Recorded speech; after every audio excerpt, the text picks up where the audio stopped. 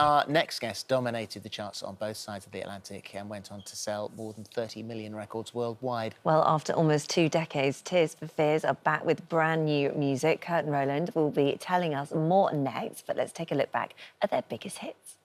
So that's Tipping Point, which is brand new off the album. So we'll talk about that in just a moment. We've got Kurt and Roland from Tears for Fears joining us now. But let's start a little bit earlier than that, because when I came back, I lived in New Zealand for 4 years and came back. On the day I came back, I arrived and the sun was shining and I was back in the UK and you guys were on the radio with Everybody Wants to Rule the World, and I thought, oh my God, this is amazing. And it's like such a positive thing for me. And for you guys, the height of it all, and the times then were crazy, weren't they? Yeah, a lot has changed, hasn't it? You know? But unfortunately, it's still relevant today. Yeah.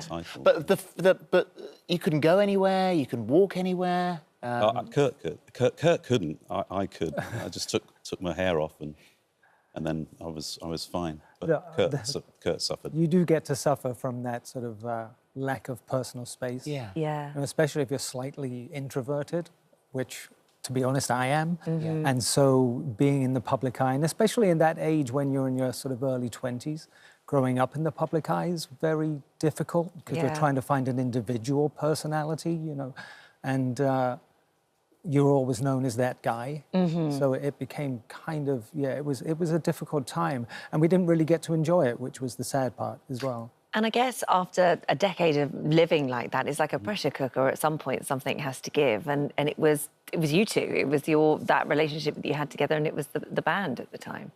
Yeah, I think we needed to go on and find out who we were as individuals. I think that's why we kind of decided to go our separate ways in our sort of mid to late 20s, which is an age when you're trying to find yourself when you become an adult. I don't think we were fully formed adults yet, so we needed to try and find out who we were. I mean, you're childhood friends, I mean, like brothers, so you've known each other for ages. So that sort of thing doesn't... It was a while before you spoke again, but, I mean, that sort of thing doesn't last forever. So you are back together. It's interesting what you just said. We've had so many bands who were, you know, sort of 80s, 90s, who said just what you said then, didn't really enjoy it, didn't have time to enjoy it at the time. When you get back together again, suddenly things have calmed down, you've matured in your heads, and now you are enjoying it. We really are enjoying it. I can't tell you how excited we are. You know, we got our first chart position 2 days ago, and we're #1 on UK iTunes. Oh, congratulations. Like, wow, I mean, and we were joking, we made the last album, Everybody Loves a Happy Ending, and we were in our early 40s. We used to joke then about possibly making an album when we were 50, you know, and it's crazy. Thinking we'd be way too old then, and now look at us. But it's amazing. But you've got a lot to write about, and you've definitely got a lot to say. And I think earlier on in your career, I mean, you've always been very outspoken, and in early days you were sort of criticised for that sometimes. Now you're kind of applauded for it, and it seems within this album especially, there's not any area that you are shying away from here. No, that's true. I mean, I think from the personal to the political. I mean, it's important that it has some meaning, I think, and I don't think we feel that comfortable until we've sort of plumbed the depths of heart and soul, and you get something of meaning. And I think that's what music is for us, to be honest. Well, Tipping Point was about the loss of Caroline in 2017. You know, writing about losing your wife, I mean, that's a big moment. That's a big thing to do. It is. But I've always done it. We've always used music to self-soothe. And I think it's important, if something bad is happening, to express it in a way that others can understand.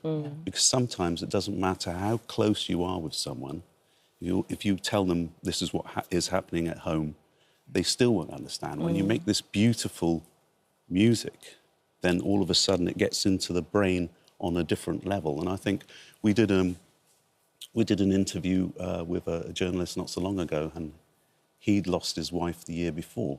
So it was incredibly therapeutic for him to even get a glimpse and a sense of what people have gone through emotionally. I guess you are lucky that you have an outlet such as music to be able to get all of those thoughts and emotions out of your head and have it out there. There's also a song inspired by your daughters. This is the latest single off the album. This is Break the Man. This is all about strong women. So listen. Because you'll be taking all of this on tour, which is exciting. Because you can tour now. Yep. Yeah, I mean, it was just coincidence that we hadn't planned to tour in 2020. And then by the time we sort of finished this album, obviously 2021 was kind of a bit of a bust. I mean, we had to wait to release the album anyway. But all the timing just seems to have worked out perfectly for us. Yeah. So, yeah, we're back on the road this summer. Well, you're starting, the world tour is, I think you're in Ohio first. Cleveland. And, Hello, Cleveland.